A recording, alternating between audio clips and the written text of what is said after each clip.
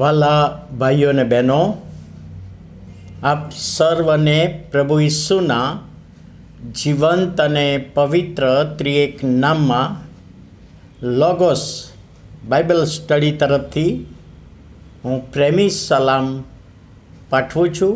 અને આજે 2025ના વર્ષનો 115મો દિવસ એટલે કે 25મી એપ્રિલ 2025 અને શુક્રવારનો આ નવો દિવસ આપણા જીવનોમાં પ્રભુએ બતાવ્યો માટે પ્રભુનો ખૂબ આભાર માનીએ છીએ. રેતીમાં લખવામાં આવ્યું. બે જીગરજાન મિત્રો,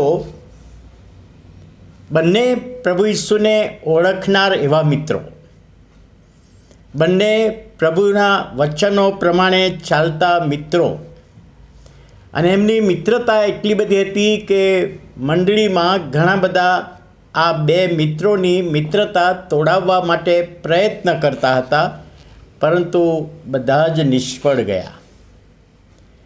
એક દિવસે બંને મિત્રો રેતીમાં ચાલતા હતા અને ચાલતા ચાલતા કોઈક ટોપિક પર દલીલબાજી થઈ અને બંનેની દલીલ જોર જોરથી ચાલતી હતી. એમાં એક મિત્રે બીજા મિત્રને ગુસ્સામાં આવીને ગાલ પર તમાચો મારી દીધો.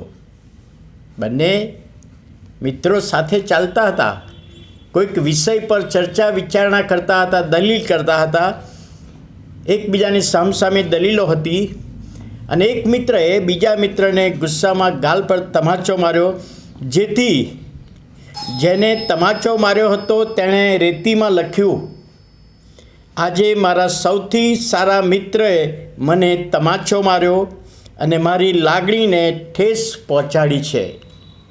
બહુ દુઃખ લાગ્યું કે મારો જીગરજાન મિત્ર દલીલ કરતા મને એણે ગાલ પર તમાચો માર્યો અને રેતીમાં લખાણ લખ્યું કે મારા સૌથી સારા મિત્રએ મને તમાચો માર્યો અને મારી લાગણીને ઠેસ પહોંચાડી છે. બોલવાનું બંધ કરી દીધું. ધીમે ધીમે આગળ ચાલતા હતા. બપોરનો ગરમીનો સમય હતો અને નજીકના સરોવરમાં તે નાહવા પડ્યા. જેને તમાચો મારેલો તે મિત્ર ડૂબવા લાગ્યો, ત્યારે જેણે તમાચો મારેલો એ મિત્ર તેને સરોવરમાંથી પાણીમાંથી ડૂબતો બચાવીને બહાર લાવ્યો. પાણીમાંથી પેલા મિત્રને બહાર કાઢ્યો. જ્યારે તે ભાનમાં આવ્યો ત્યારે તેણે એક હથોડી અને એક ટાંકણું લઈને પથ્થર પર લખ્યું કે આજે મારા સૌથી સારા મિત્રે મારી જિંદગી બચાવી.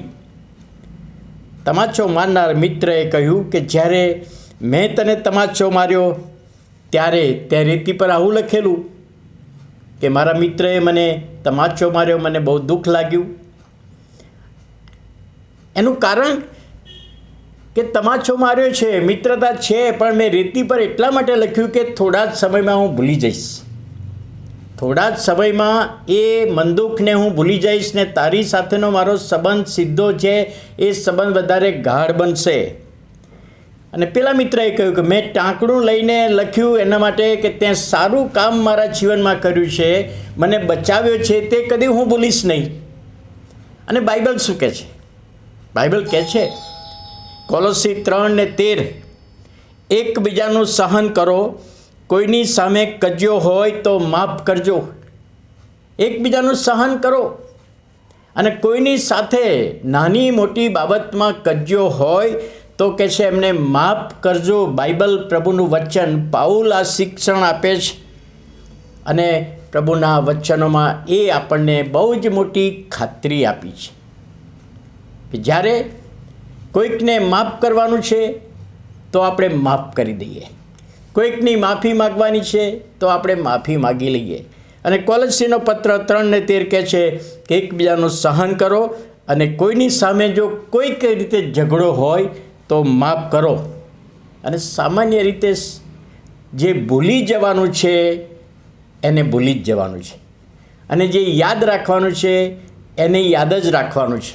પણ ઘણી બધી વખતે આપણો સ્વભાવ એ વિરુદ્ધ પ્રકારનો બની જાય છે. જે ભૂલી જવાનું છે એને યાદ રાખીએ છીએ અને જેને યાદ રાખવાનું છે તે આપણે ભૂલી જતા હોઈએ છીએ. પરંતુ પ્રભુનું વચન, એકબીજાનું સહન કરો, એકબીજાને માફી આપો, અને આ વચન દ્વારા પ્રભુ એનો આશીર્વાદ આપે. પ્રાર્થના કરીએ. વાલા પ્રભુ, અમે તમારો આભાર માનતા તમારા પવિત્ર નામને ધન્યવાદ આપીએ છીએ, સ્તુતિ કરીએ છીએ, તમારો આશીર્વાદ માગતા તમારા હાથોમાં સોંપાઈએ છીએ. આજના દિવસનો આશીર્વાદ આપો. ઈસુ પ્રભુના નામમાં સાંભળો, માન્ય કરો. આમેન.